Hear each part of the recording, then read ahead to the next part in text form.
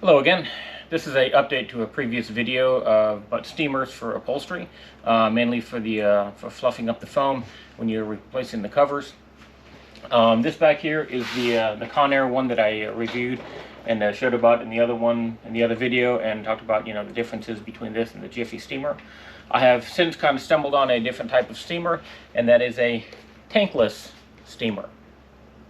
Now, one of the things that I do like about this one is under pressure.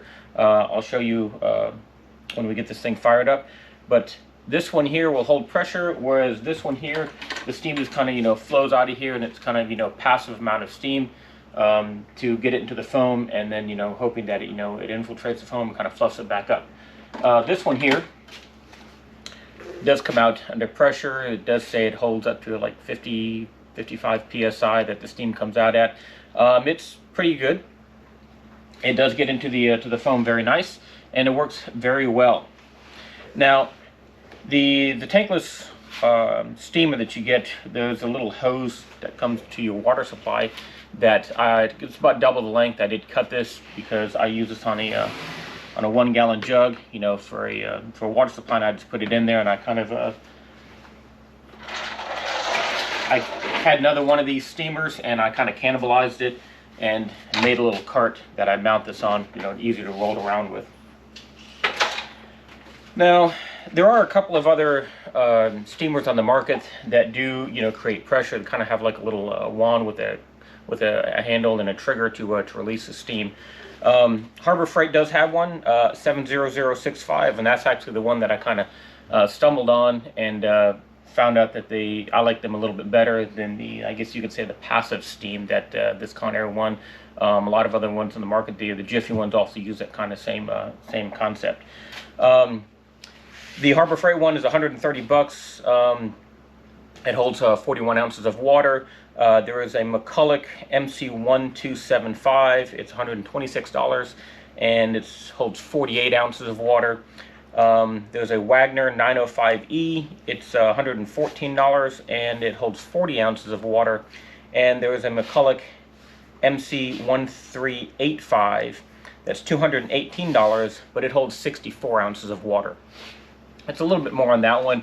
And if you're doing a couple of pieces of foam, something these size that you just got a few of them to do, the smaller container of water, will be sufficient.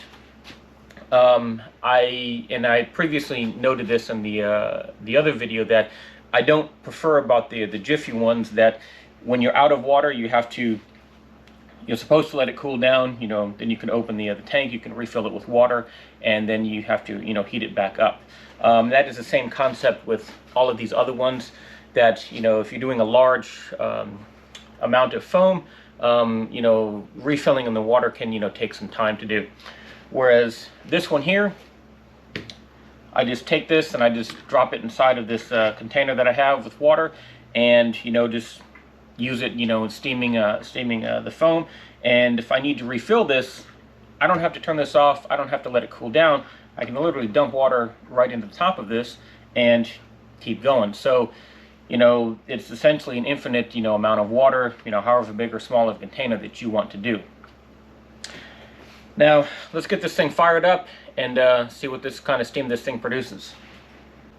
Here's a little cart that I had made. Like I said, I did have a second one of these steamers that was kind of halfway going out, that I did cannibalize it, and I did mount this. Just a couple of 1-inch webbing with some clips, and then I also mounted the gallon of water, and that allows me to roll around. And then up here at the top, it does allow me to hold the trigger, and while I'm using this thing while it's on the ground. Okay, I got this thing plugged in and turned on. It does take probably about another 4 or 5 minutes longer than this one to get heated up, to get the pressure built up in there. This is a 1700 watt. I did say that this one was a 1600 watt in the previous video. And you just take it, you just pull the trigger,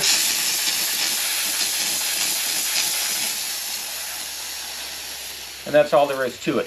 Now, if you have any question on, will this thing be able to provide a continuous amount of steam while you're using it, I was a little skeptical about that, but I did find that the longer you use this, the better the steam comes out. And I've had this trigger pulled for 5 or 10 minutes at a time, and there is no shortage of steam. It does heat up this this kind of handle and the hose to the point where it's almost uncomfortable to hold on how hot it gets. But I'll just pull the trigger here and just see how long the steam comes out.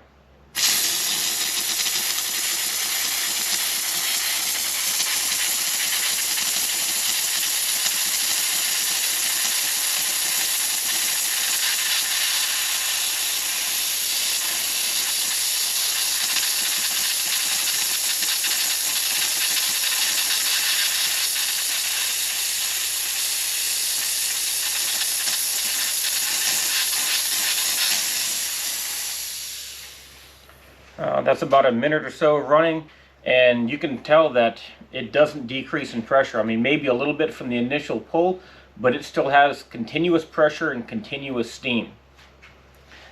Now, the other big factor about that little steamer is right now on Amazon, it's $65. And I've been using it for about the past 3 months, and I have no problems, saying that this is a good steamer. Now, how long it's going to last? Does the element burn out in a year?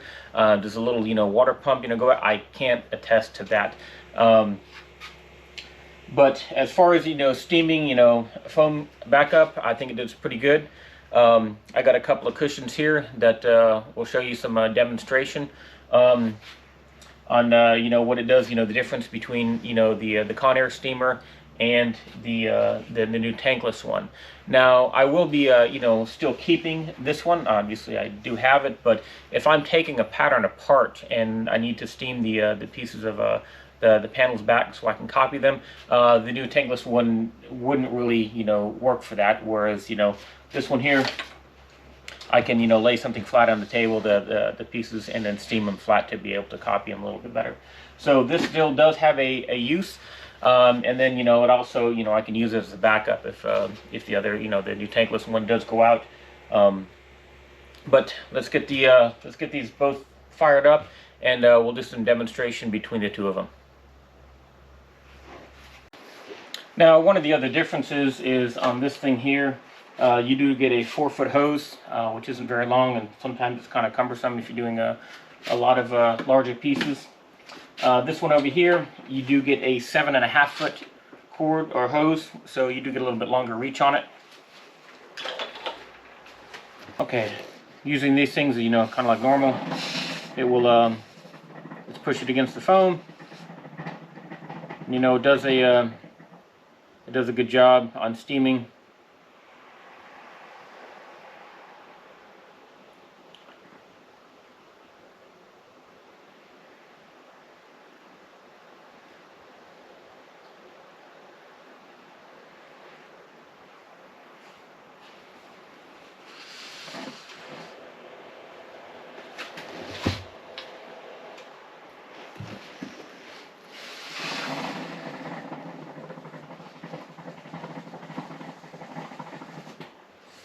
And you can see I'm kind of holding this on here for a little bit of time.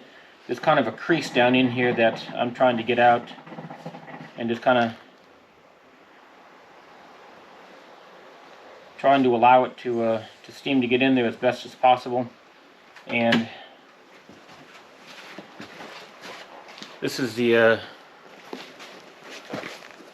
kind of crease that I'm trying to get out of there. Let me go try it on the other one.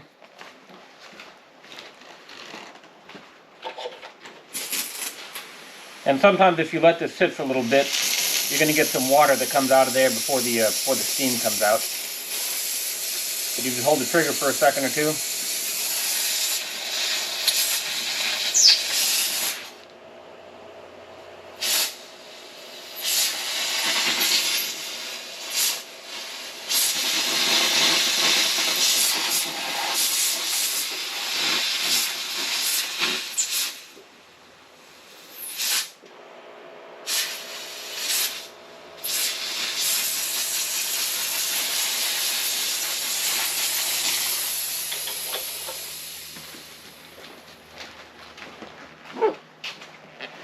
and it did a little bit better. You can see the crease is kind of a little bit more out of there. You know, got it back to, you know, kind of an original shape. Just a little bit better on that.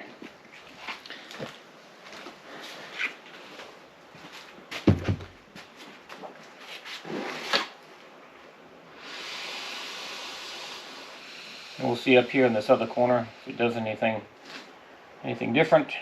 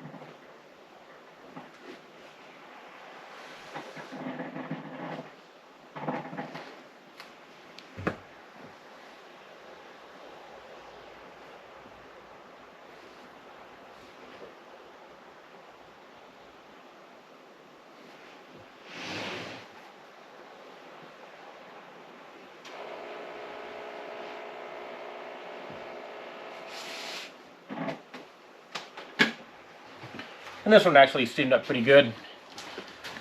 But over here in this other corner, you can kind of see that it's a little bit of a, still kind of a ripple where the seam allowance is kind of pushing into there. And let me see if I can get that out with the newer steamer.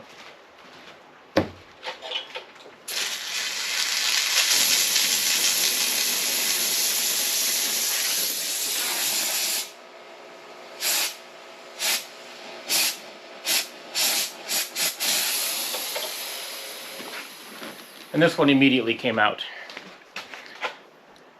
You know, nice and flat.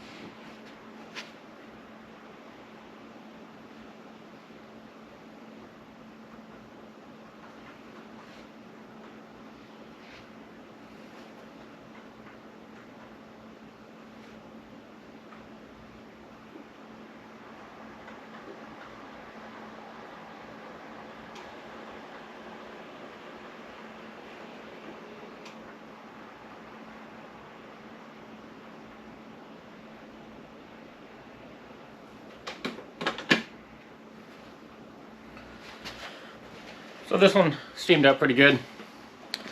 There's a little bit kind of a still a crease into here, and let's see if the other steamer will get that out.